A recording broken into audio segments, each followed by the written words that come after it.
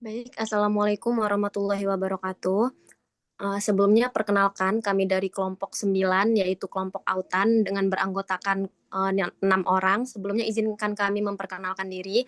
Pertama, saya adalah Septiana, kemudian ada Ferry Yudhistira, ada Ketut Purwaningsih, ada Nicholas Rahmat Hidayat, dan Raju Pratama Siboya. Next. Baik, langsung saja kepada latar belakang dari kasus yang kami analisis, yaitu mengenai kasus kebocoran data Kominfo oleh Bjorka pada tahun 2022, yaitu pada pertengahan tahun 2022, Indonesia dihebohkan oleh kasus peretasan data berskala besar yang melibatkan Kementerian Komunikasi dan Informatika, atau biasa kita sebut Kominfo. Seorang peretas menggunakan nama samaran Bjorka mengklaim telah berhasil membobol dan mencari sejumlah besar data sensitif dari sistem pemerintah Indonesia. Kejadian ini bermula saat Bjorka mulai mempublikasikan klaim peretasannya pada Agustus sampai September tahun 2022 melalui platform Bridge Forums, sebuah forum di dark web. Data yang diklaim telah dibobol meliputi data pribadi penduduk Indonesia dari sistem NIK, data dari Kominfo, data dari perusahaan telekomunikasi, data SIM dari kepolisian, data BPJS, serta data pengguna beberapa platform digital Indonesia. Selain itu, Bjorka juga melakukan serangkaian serangan terhadap situs web pemerintah dan membagikan pesan-pesan politis melalui akun media sosialnya. Kemudian, kasus pembobolan data oleh Bjorka ini sangatlah erat kaitannya dengan isu-isu telematika di Indonesia. Pertama, kasus ini mengungkap kelemahan dalam siber nasional Indonesia, khususnya dalam melindungi data sensitif warga negara. Kedua, peristiwa ini terjadi ketika Indonesia belum memiliki undang-undang perlindungan data pribadi yang komprehensif. Ketiga, terungkapnya berbagai kerentanan sistem menunjukkan adanya permasalahan dalam pengembangan dan pengelolaan infrastruktur teknologi informasi pemerintah. Keempat, kasus ini memunculkan pertanyaan tentang kebijakan sentralisasi data pemerintah dan resiko keamanannya. Kelima, tersingkapnya data NIK dan identitas digital lainnya menimbulkan kekhawatiran tentang sistem pengelolaan identitas digital Indonesia. Next. Baik, pada permasalahan kasusnya sendiri, yaitu kasus pembobolan data Kominfo oleh Bjorka pada tahun 2022 mengungkap beberapa permasalahan inti dalam ekosistem telematika Indonesia. Lemahnya infrastruktur keamanan cyber pada sistem penyimpanan data pemerintah menciptakan celah keamanan yang mudah dieksploitasi oleh peretas. Situasi ini diperburuk dengan ketiadaan undang-undang perlindungan data pribadi yang komprehensif saat kejadian berlangsung, menyebabkan kekosongan hukum dalam penanganan kasus kebocoran data. Kemudian tata kelola data nasional yang buruk terlihat dari praktik sentralisasi data tanpa diimbangi sistem keamanan berlapis yang memadai, sehingga menciptakan kerentanan dalam pengelolaan informasi sensitif. Kekurangan tenaga ahli keamanan cyber yang kompeten di lembaga pemerintah membuat respon terhadap serangan cyber menjadi lamban dan tidak efektif. Selain itu, minimnya transparansi dalam penanganan insiden dan komunikasi kepada publik tentang skala dan dampak kebocoran data menimbulkan ketidakpercayaan masyarakat.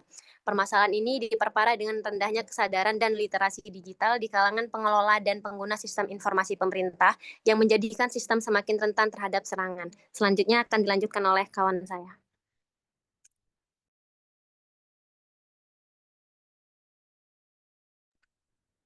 Selanjutnya pada bagian teori akan saya lanjutkan. Pada bagian teori, analisis kebocoran data Kominfo oleh Bjorka pada tahun 2022 mengharuskan penggunaan pendekatan multidisiplin yang mengintegrasikan teori kriminologi seperti teori aktivitas rutin atau routine activity dan teori pencegahan. Ada juga teori psikologi, yaitu teori pelaku terencana, ada teori manajemen risiko atau budaya keamanan organisasi, kemudian ada teori keamanan informasi atau kerahasiaan, integritas, dan ketersediaan. Kerangka analisis seperti cyber kill chain juga bermanfaat dalam rekonstruksi tahapan teknis serangan, mulai dari pengintaian hingga eksfiltrasi data. Temuan analisis ini dapat dijadikan sebagai landasan untuk menyusun rekomendasi kebijakan, memperkuat infrastruktur keamanan cyber, dan meningkatkan kapasitas sumber daya manusia melalui pelatihan kesadaran keamanan digital.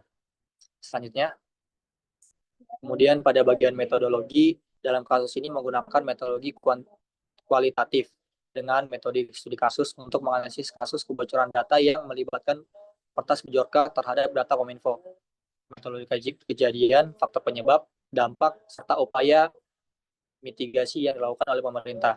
Kasus ini menggunakan data sekunder yang berasal dari yang pertama dokumen dan laporan resmi dari Kominfo dan instansi terkait. kedua ada artikel berita dari media nasional dan internasional. Yang ketiga ada studi akademik dan jurnal. Dan yang terakhir ada analisis dari komunitas keamanan cyber.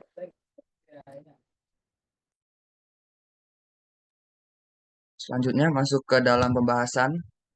Yang pertama, aspek pribadi dalam hal melindungi informasi pribadi individu dari akses yang tidak sah.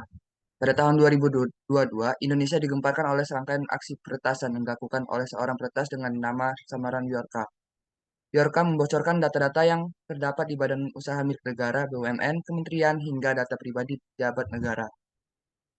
Tindakan Bjorka termasuk ke dalam pelanggaran pasal berlapis dalam aturan konstitusi Indonesia. Sebelumnya, perlindungan data pribadi di Indonesia diatur dalam Undang-Undang Nomor 11 Tahun 2008 tentang Informasi dan Transaksi Elektronik (ITE). Namun, Undang-Undang ITE dinilai belum memadai untuk memberikan perlindungan yang komprehensif terhadap data pribadi. Sebagai respon terhadap kasus Bjorka dan meningkatnya kesadaran akan pentingnya perlindungan data pribadi, pemerintah Indonesia mengesahkan Undang-Undang Nomor 27 Tahun 2022 tentang perlindungan data pribadi, Undang-Undang PDP. Undang-Undang PDP ini diharapkan dapat memperkuat perlindungan hukum terhadap data pribadi dan memberikan sanksi yang lebih tegas bagi pelanggar.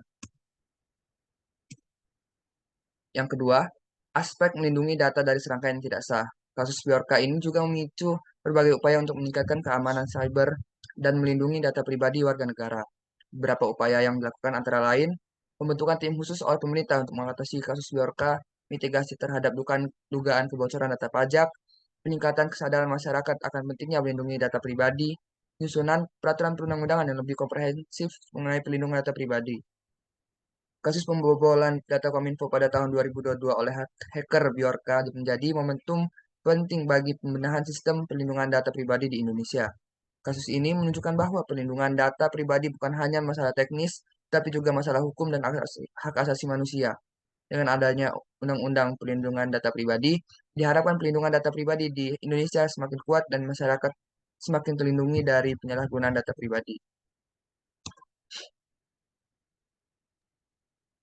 Oke, selanjutnya bagian aspek kepemilikan, hak cipta, dan konten digital. Data yang dikelola oleh Kominfo termasuk dalam kategori informasi publik dan data pribadi warga negara. Namun, data yang bersifat pribadi seharusnya dilindungi sesuai dengan Undang-Undang Nomor 27 Tahun 2002 tentang perlindungan data pribadi. Pembobolan yang dilakukan Bjorka menunjukkan lemahnya pengamanan terhadap hak atas data digital yang dimiliki oleh negara dan individu. Seharusnya pemerintah memastikan bahwa sistem keamanan data mampu melindungi hak pemilik data dari ancaman peretasan. Bocornya data ini berdampak pada kepercayaan masyarakat terhadap pemerintah dalam mengelola informasi digital. Selain itu, muncul potensi penyalahgunaan data oleh pihak ketiga seperti pencurian identitas, penipuan daring, atau penyebaran disinformasi menggunakan data yang telah bocor. Next.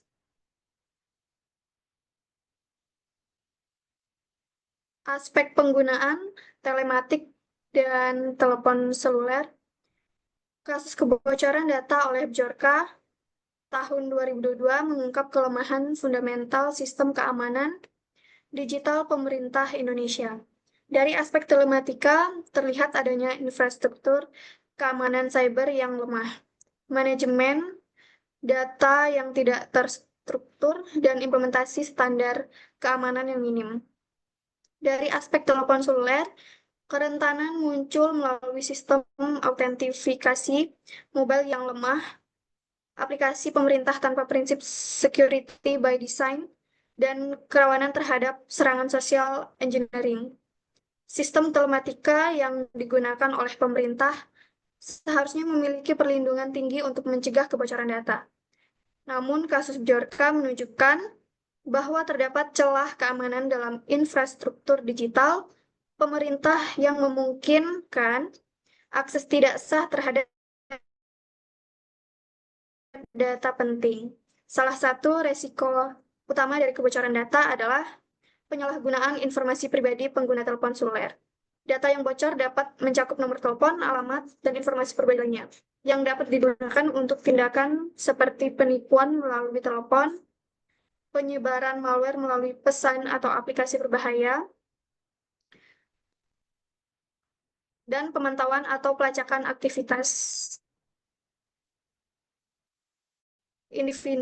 individu tanpa izin. Next. Baik, selanjutnya adalah aspek penyelesaian sengketa, proses yang terkait penggunaan teknologi telematika. Penyelesaian sengketa terkait teknologi telematika seringkali melibatkan hukum telematika yang mencakup regulasi tentang keamanan data, privasi, dan transaksi elektronik. Hal ini penting untuk memastikan bahwa pelanggaran seperti kebocoran data dapat ditangani secara hukum. Pemerintah dan lembaga seperti Kominfo memiliki peran dalam mengawasi dan menegakkan regulasi terkait teknologi telematika. Mereka juga dapat memfasilitasi penyelesaian sengketa melalui mediasi atau arbitrase. Dalam kasus Biorka, pemerintah telah melakukan berbagai upaya guna menyelesaikan kasus tersebut. Salah satunya dengan membentuk tim khusus yang terdiri dari pejabat Kominfo, Badan Cyber, dan Sandi Negara atau BSSN, dan Polri pada tanggal 12 September 2022. Sehingga pada tanggal 14 September 2022, Mahfud MD menyatakan bahwa BIN dan Polri telah mengidentifikasi gambaran pelaku, meski belum jelas apakah orang tersebut benar merupakan pelaku pembocoran data yang dilakukan oleh Biorka atau bukan. Namun, yang pastinya pemerintah telah melakukan tindakan yang dapat menghentikan kebocoran data yang dilakukan oleh Biorka dengan cara menangguhkan akun yang digunakan Biorka untuk menyebarkan informasi-informasi pribadi dan data Kominfo maupun instansi lain yang bersifat rahasia. Akun Biorka ditangguhkan atau suspended oleh Twitter pada hari Minggu tanggal 11 bulan 9 2022 sekitar pukul 15.45 waktu Indonesia bagian Barat.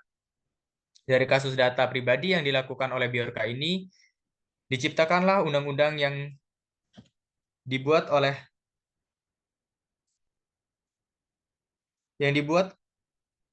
pemerintah dengan persetujuan Presiden, yaitu Undang-Undang Nomor 27 Tahun 2022. Selanjutnya saya kembalikan ke moderator. Baik, sekian hasil presentasi dari diskusi kelompok kami. Kurang lebihnya kami mohon maaf. Saya akhiri. Wassalamualaikum warahmatullahi wabarakatuh.